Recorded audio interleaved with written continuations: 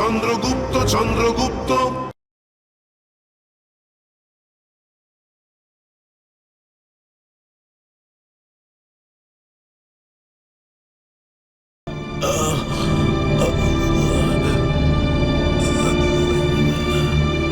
এই তাড়াতাড়ি চলো, কোথায় গেল ও? পালিয়ে গেছে মনে হয়। তাড়াতাড়ি চলো, তাড়াতাড়ি চলো, ধরতে হবে ছেলেটাকে। তাড়াতাড়ি চলো। হ্যাঁ, ওই দিকটা গেছে মনে হয়। আরে কোথায় গেল? এখানে তো কেউ নেই, কোথায় যেতে পারে? আরে কাউকে তো দেখতে পাচ্ছি না এখানে।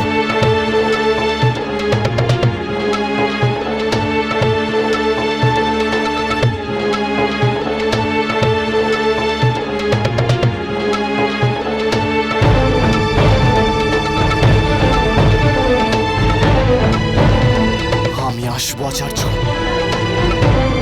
আমি অবশ্যই আসবো। চলো বাইরে গিয়ে দেখি। চলো চলো চলো চলো সবাই।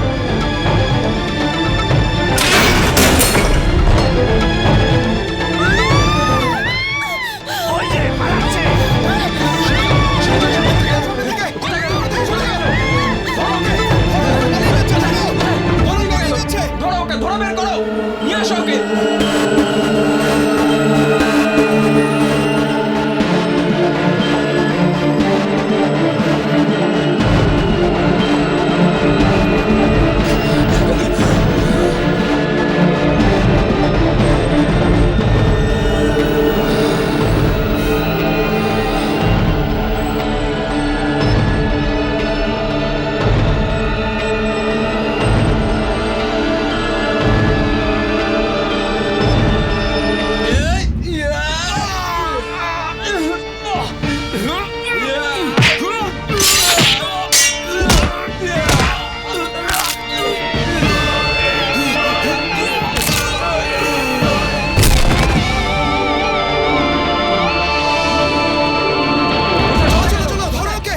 এখানে কোথাও লুকিয়ে আছে ও।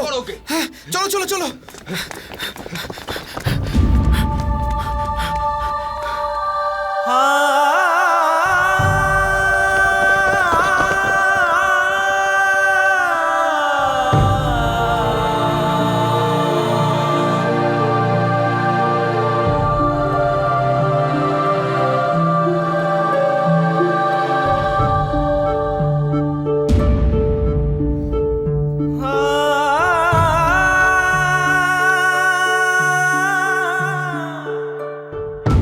কি হলো?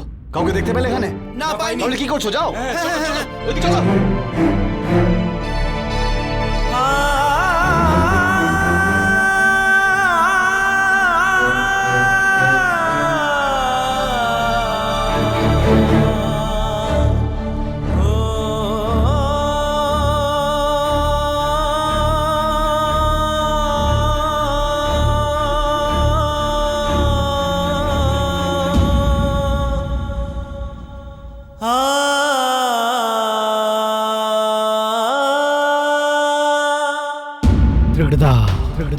সমস্যা এটা নয় যে তোমরা ওকে ধরতে পারোনি,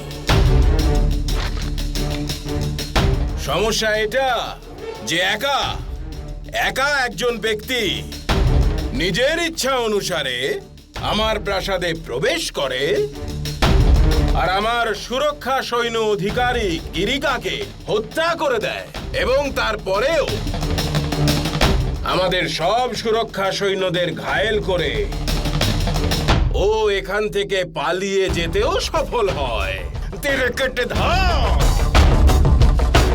আর এদের মধ্যে কারোর কাছে এই ছোট ছোট প্রশ্নগুলোর কোনো উত্তর নেই যে ও কে ছিল আর ও গেল কোথায়।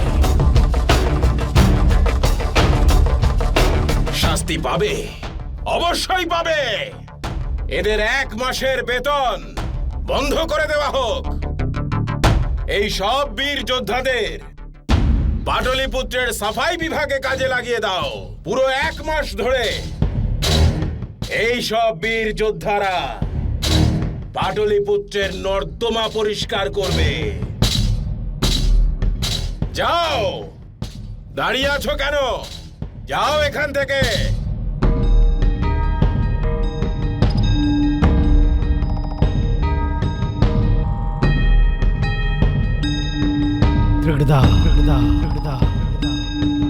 এটা কোনো বাইরের লোকের কাজ হতে পারে না মহারাজ।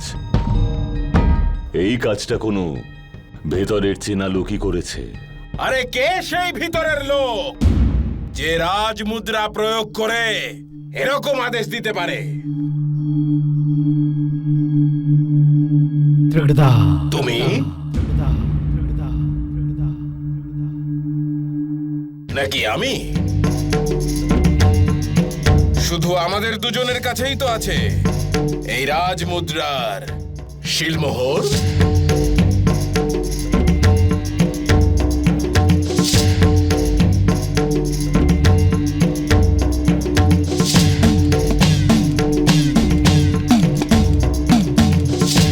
মহারাজ,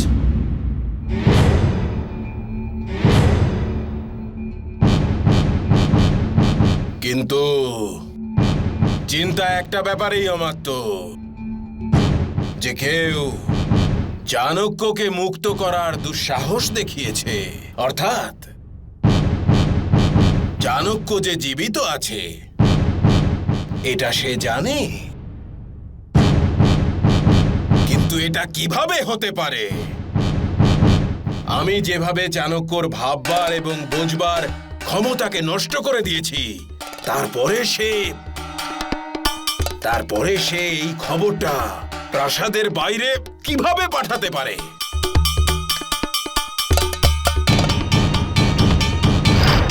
আচার্য,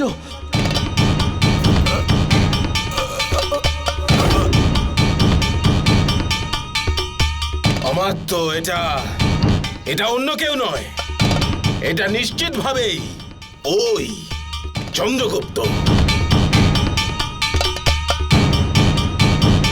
অর্থাৎ ওই দুষ্ট চন্দ্রগুপ্ত এখনো বেঁচে আছে।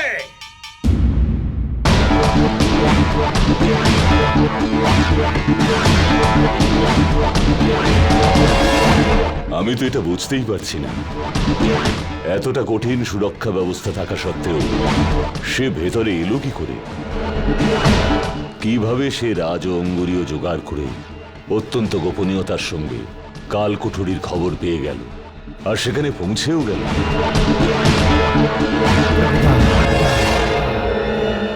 আমার তো মনে হয় যে সে এই সময় এখানেই আছে। কে বলতে পারে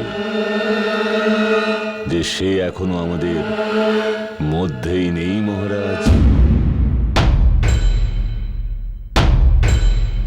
তুমি কাকে সন্দেহ করছো অমাত্য?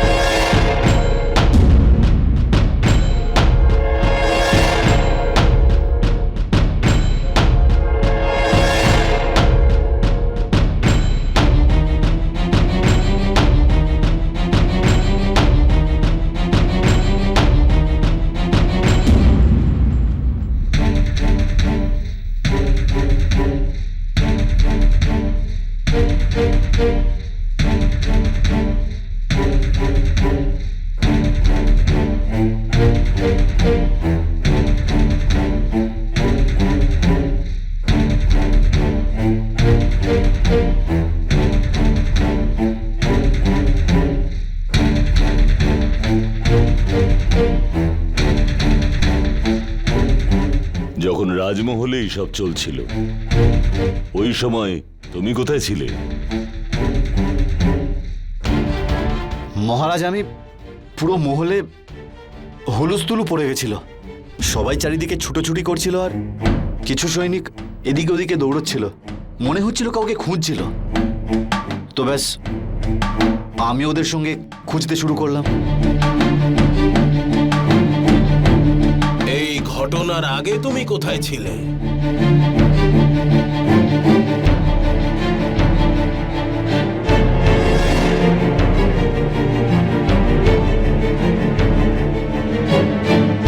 রাজরানী মৃগরানীর সঙ্গে ছিলাম মহারাজ। ওনার সুরক্ষার জন্য, যেমন আপনাকে আমি কথা দিয়েছি। ও কি সত্যি বলছে মৃগনয়নী?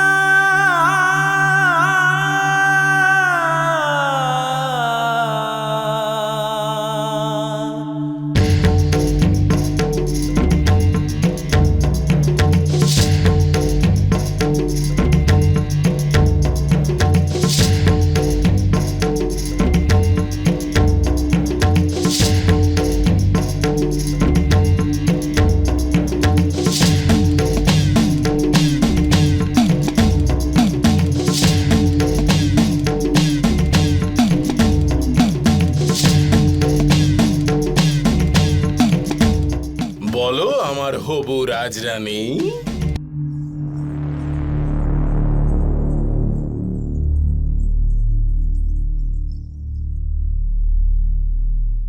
আজ্ঞে মহারাজ,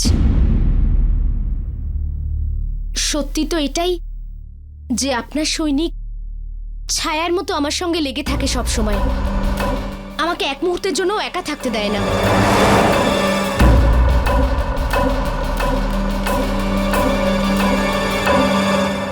আমার তো খুব ইচ্ছে করে মহারাজ যে সব সময় আমার পেছনে ছায়ার মতো লেগে থাকে, এক মুহূর্তের জন্য তো আমাকে একা থাকতে দিক।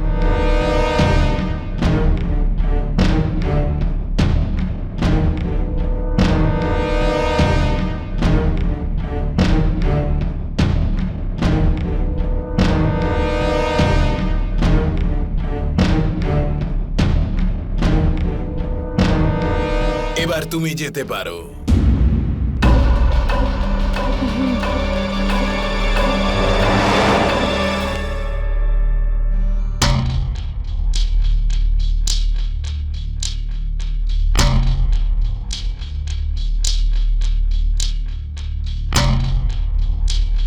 অমাত্য,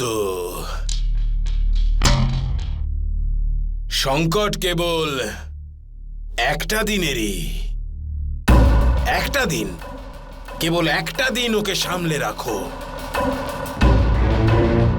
একদিনের মধ্যে আমার বিষ তার নিজের কাজ করে দেবে, আর তারপর ওই চাণক্য একটা জল জ্যান্ত সব হয়ে যাবে।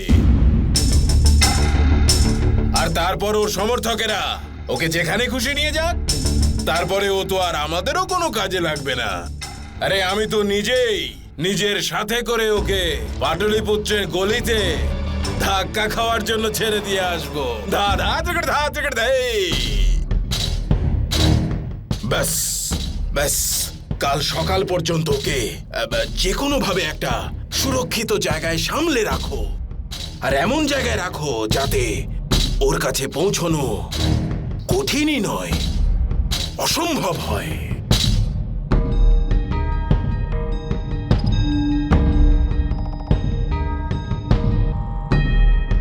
চলো।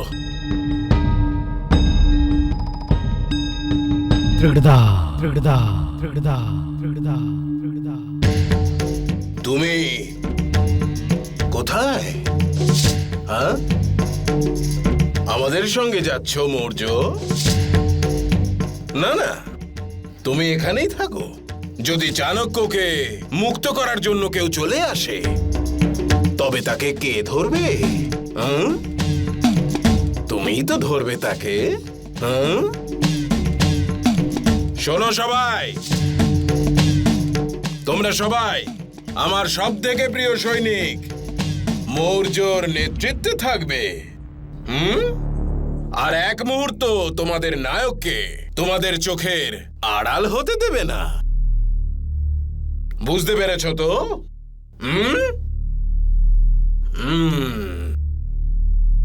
এসো অমাত্য।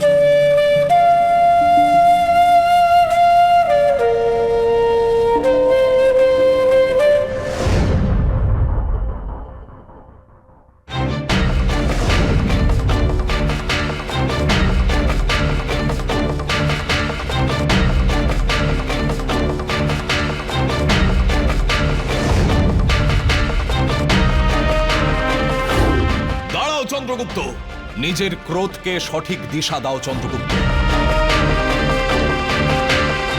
আঘাত সর্বদা সুযোগ বুঝে করতে হয়।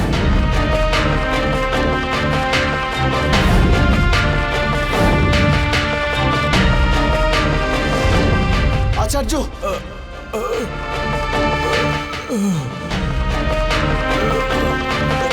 আচার্য,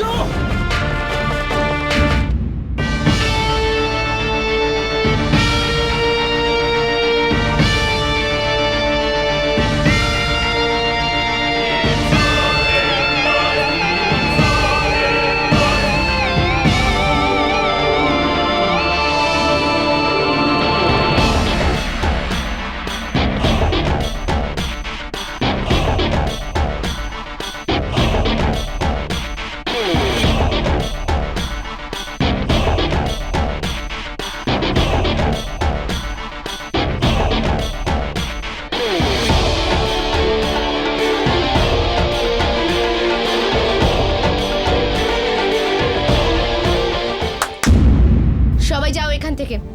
কিন্তু রানীমা, এটা মগধের ভবিষ্যতের রাজরানীর আদেশ। যাও সবাই এখান থেকে।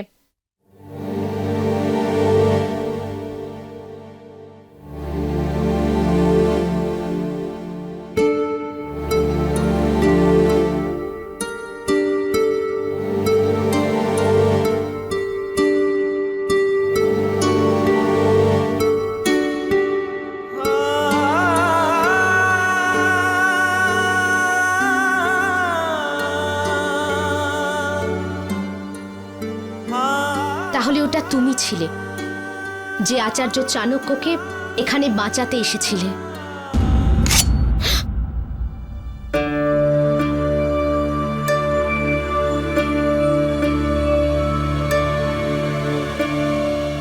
দেখো, আমি জানি না তুমি ধননন্দর সামনে মিথ্যে কথা কেন বললে, কিন্তু যদি তোমার এইটা মনে হয় যে এইভাবে আমায় দিয়ে যা খুশি তাই করিয়ে নেবে, তাহলে খুব বড় ভুল করছো।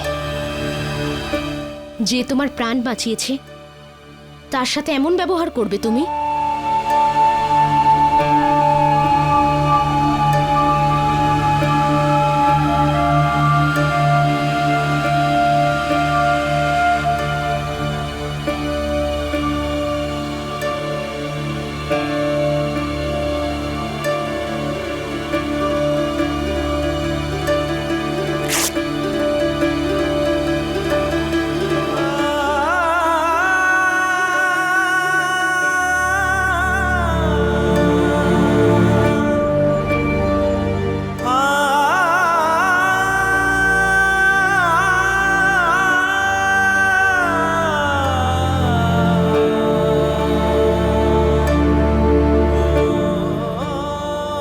জানতে চাও যে আমি মহারাজ ধননন্দকে কেন মিথ্যে বললাম?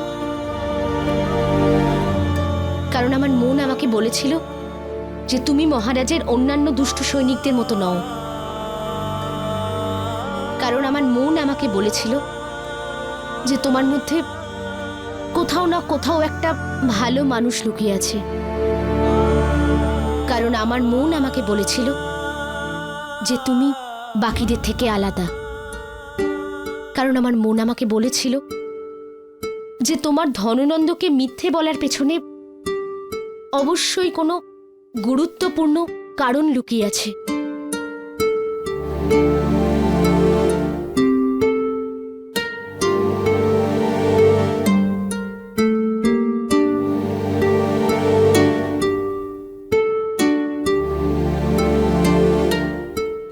দাঁড়াও,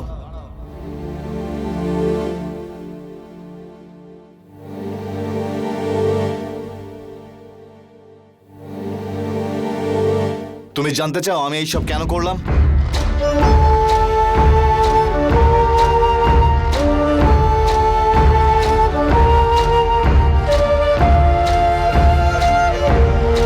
এইসব আমি এই জন্যই করছি কারণ ধননন্দ যাকে বন্দি করে রেখেছে তিনি হলেন আমার গুরু আচার্য চাণক্য, এবং আমি তার শিষ্য চন্দ্রগুপ্ত চন্দ্রগুপ্ত চন্দ্রগুপ্ত।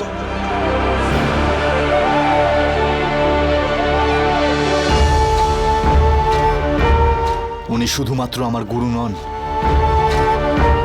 আমার জন্য উনি সবকিছু। আমার জন্য আমার মা বাবার থেকে উনি বড়, মহান উনি। শুধু পাটলিপুত্র আর মগধ নয়, বরং সমগ্র ভারতবর্ষের জন্য ওনার বেঁচে থাকাটা অতি আবশ্যক। ওনার জন্যই সম্রাট সিকান্দারকে ফিরে যেতে হয়েছে।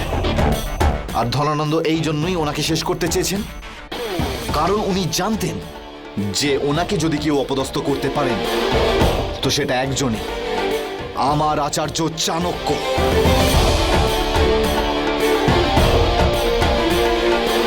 কিন্তু ওনাকে ছাড়া আমার কোনো অস্তিত্বই নেই, সব শেষ হয়ে যাবে। এত বছরের তপস্যা সব শেষ। আর তারপর না থাকবে অখণ্ড ভারত, আর না আমার আচার্যর স্বপ্ন। আমার মন আমাকে বলতো যে তুমি ধননন্দের কেনা গোলাম হতে পারো না। আর এখন তো আমি সত্যিটাও জেনে গেছি। কিন্তু এখন তুমি কি করবে?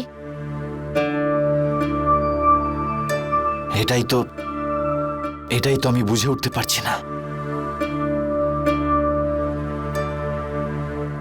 ধননন্দ আচার্যকে এমন একটা বিষ দিচ্ছে যার ফলে ওনার চেতনা মরে যাচ্ছে। আমার এই অসফল চেষ্টার পর সুরক্ষা আরো বাড়িয়ে দেওয়া হয়েছে। ধননন্দ ছাড়া কেউ জানে না যে সৈনিক আচার্যকে কোথায় নিয়ে গেছে। বুঝে উঠতে পারছি না আচার্যকে কি করে খুঁজবো।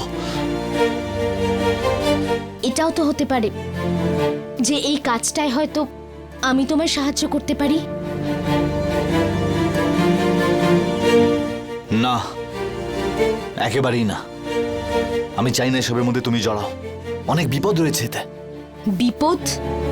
সেটা আবার কি? যাকে নিজের কারবাসা থেকে নিজের লোকেদের বাঁচানোর স্বার্থে বলি দেওয়ার জন্য এখানে নিয়ে আসা হয়, আর তারপর ওখানে সবকিছু শেষ করে দেওয়া হয়। তার কাছে বিপদের কি অর্থ?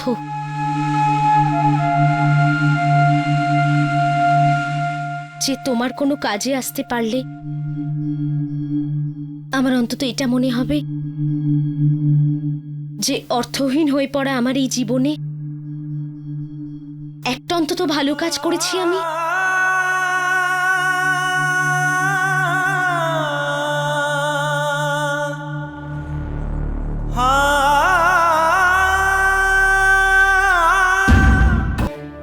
যদি সম্ভব হয়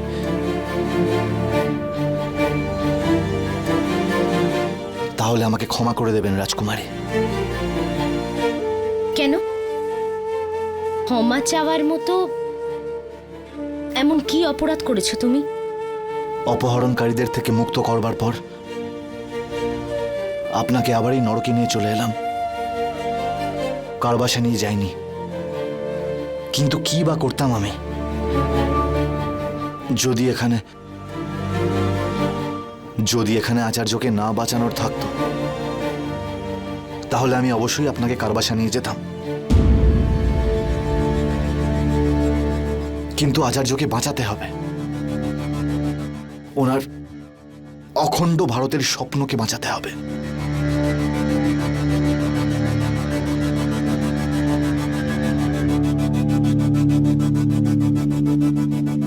বাইরে থেকে দেখে যেমন মনে হয়, আসলে কিন্তু তুমি ততটা খারাপ নও।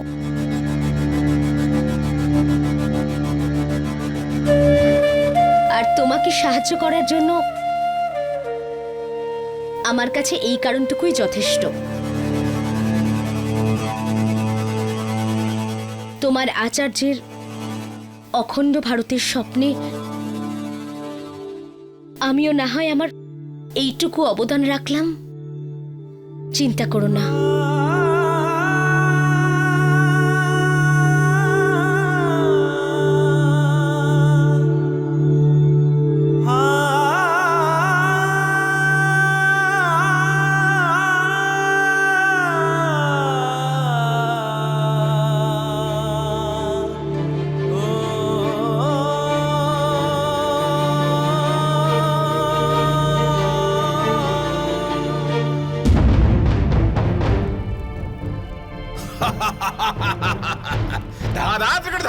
এই অমাত্য, এই না সেই আমার সব থেকে বড় শত্রু চাণক্য। আমাকে আমারই সিংহাসন থেকে সরানোর প্রতিজ্ঞা করেছিল ও। হ্যাঁ? আমার সর্বনাশ করার প্রতিজ্ঞা করেছিল ও, কিন্তু এখন তো ওর এটাও মনে নেই যে ওর নাম কি আর প্রতিজ্ঞা কেন করেছিল। তেরে কেটে ধা, তেরে কেটে ধা, তেরে কেটে ধা।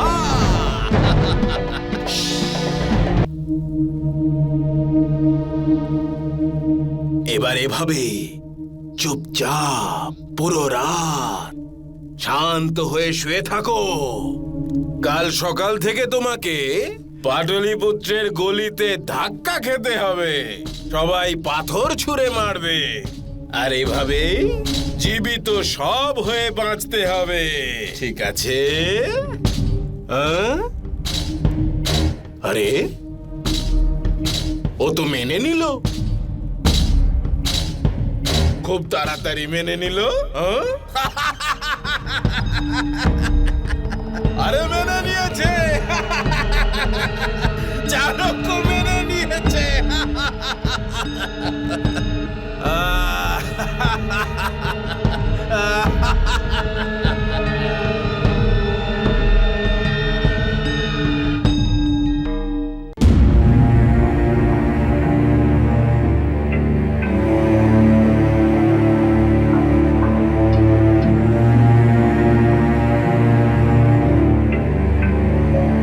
সমগ্র ভারতবর্ষের জন্য ওনার বেঁচে থাকাটা অতি আবশ্যক।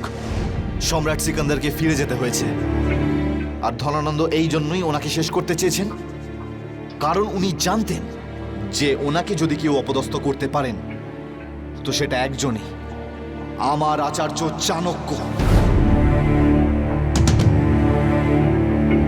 ধনানন্দ ছাড়া কেউ জানে না যে সৈনিক আচার্যকে কোথায় নিয়ে গেছেন। তোমাকে সাহায্য করতে পারলে আমার অন্তত এইটা তো মনে হবে যে অর্থহীন হয়ে যাওয়া আমার এই জীবনে একটা ভালো কাজ অন্তত করতে পেরেছি।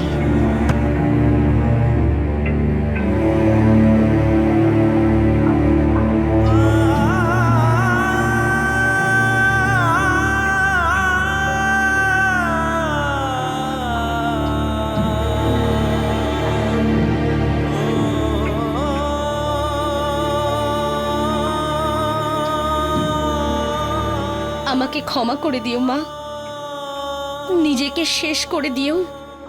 কারবাসাবাসীদের জন্য আমি কিচ্ছু করতে পারলাম না, কিন্তু বেঁচে আছি এখনো আমি।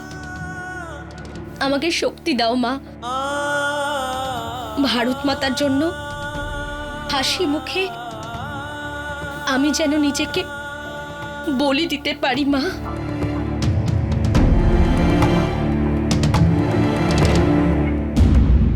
শক্তি দিও আমাকে মা।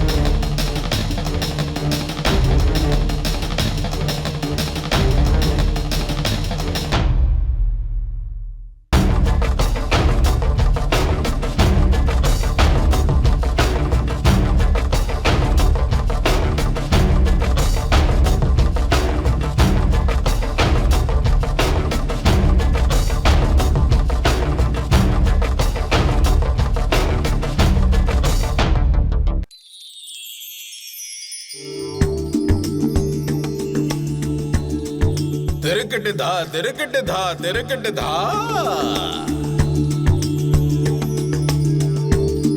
সূর্য আজ পশ্চিম দিকে উঠেছে নাকি? এসো।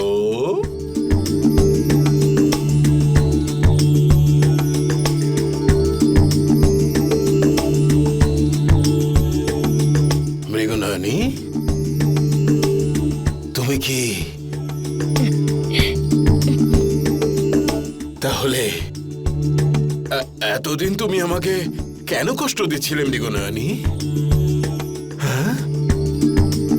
পরীক্ষা নিচ্ছিলাম আমি আপনার ভালোবাসার। তো পরীক্ষার পরিণাম কি হলো?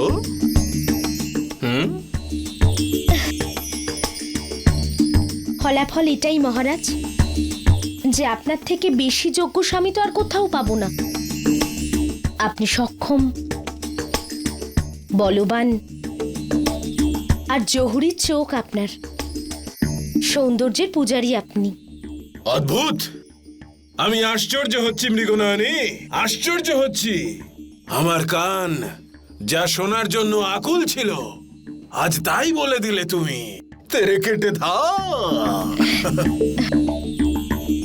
মহারাজ, আমার এখন শুধু মনে হয় আপনি আমাকে ভালোবেসে কখনো খারাপ থাকবেন না। আমি আপনাকে এত সুখ দেব, এত সুখ দেব, কিন্তু যদি যদি যদি কি মৃগনয়নী? বলো। আরে আমাকে পাগল করে দেবে নাকি? বলো কি চাই তোমার? মহারাজ, নিজের সর্বস্ব আপনাকে দেওয়ার বিনিময়ে না আমি ধন চাই, না সোনা, আর নাই কোনো পোশাক পরিচ্ছদ। মহারাজ, আমাকে শুধু এইটুকু আশ্বাস দিন যে আপনার সব রানীদের মধ্যে আপনি আমায় সব থেকে বেশি ভালোবাসেন। আমি আপনার কাছে শ্রেষ্ঠ। এতে কি কোনো সন্দেহ আছে মৃগনয়নী? আরে তুমি তো সব থেকে প্রিয়, তুমি সর্বশ্রেষ্ঠ মৃগনয়নী। সেই জন্যই তো তোমার জন্য মহল বানাচ্ছি। আর তোমার কি চাই মৃগনয়নী? আমি মহল চাই না মহারাজ, আমি আপনার বিশ্বাস অর্জন করতে চাই। দিলাম দিলাম মৃগনয়নী, তাও দিলাম।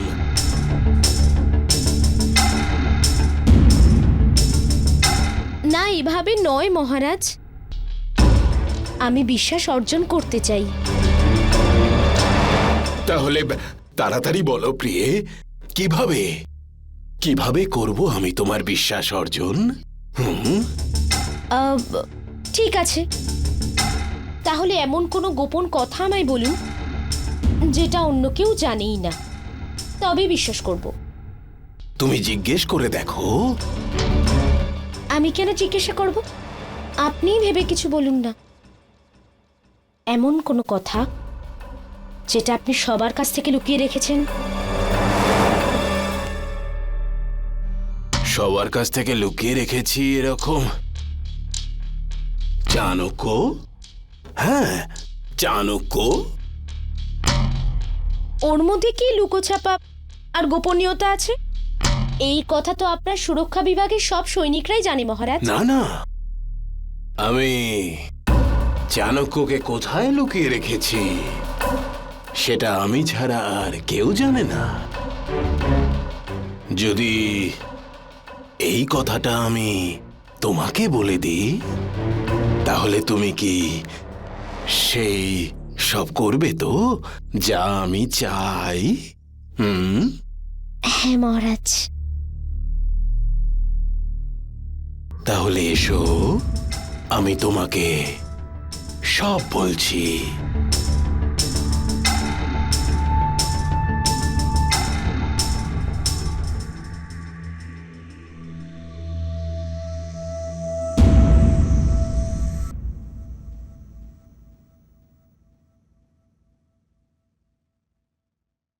ওই দেখো ধননন্দের আরেক সাম্রাজ্য।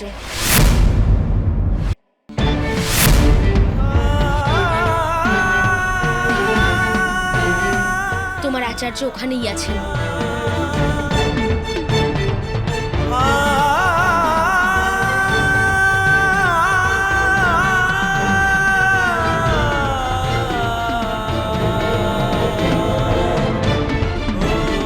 যাও, ওনাকে গিয়ে বাঁচাও।